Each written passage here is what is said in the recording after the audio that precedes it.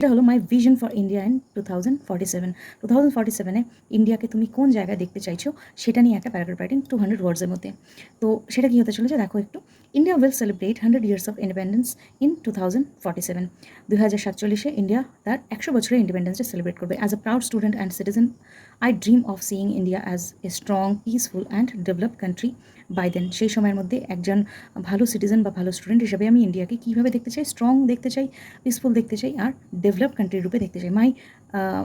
I want India to be a nation where everyone is equal, educated and healthy.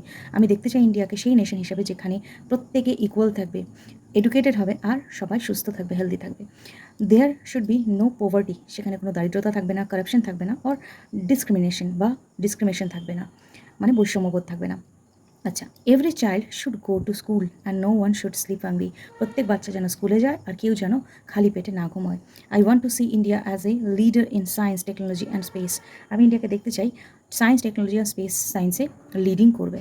Hour farmers should be happy and respected and every village should have clean water, electricity and internet.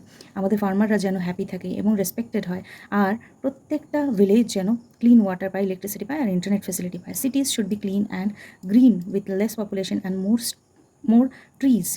সিটিগুলো যেন বেশি tree থাকে, pollution কম হয়, sorry ওটা pollution হবে, হ্যাঁ, pollution কম থাকে, দূষণ কম হয় আর গ্রিন দিয়ে ভর্তি থাকে। Women should feel safe and get equal opportunities everywhere. ওমেনদের সবসময় কিন্তু সেফ ফিল করানো উচিত বা ফিল করা উচিত আর ইকুয়াল রেসপন্সিবিলিটি পাওয়া উচিত বা অপরচুনিটি পাওয়া উচিত এভরিওয়্যারে, প্রত্যেকটা জায়গায়। India has rich culture and history. ইন্ডিয়ার কিন্তু একটা রিচ কালচার আর হিস্ট্রি রয়েছে।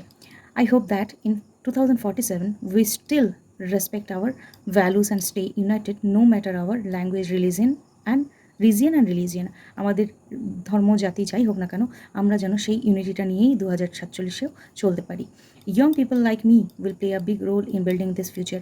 আমার মতন মানুষেরা এই রোলটাকে প্লে করতে অবশ্যই খুব সাহায্য করবে। We must work hard, think positively and be honest citizens. আমাদের নিজেদেরকে কঠিন পরিশ্রম করা উচিত, ভালো পজিটিভ ওয়েতে থিঙ্ক করা উচিত আর অনেস্ট সিটিজেন হিসেবে কাজ করে চলা উচিত। In short, my vision for India in 2047 is a smart, fair and strong nation that shines in the world with pride and piece. In শর্টে বলতে গেলে, ছোটো কথায় বলতে গেলে, ইন্ডিয়াকে আমি দেখতে চাই সেই জায়গাটায় যেটা ওয়ার্ল্ডে একটা প্রাইড বা ওয়ার্ল্ডে নিজেকে গৌরব আর পিসফুল জায়গায় নিজেকে দেখাতে পারে।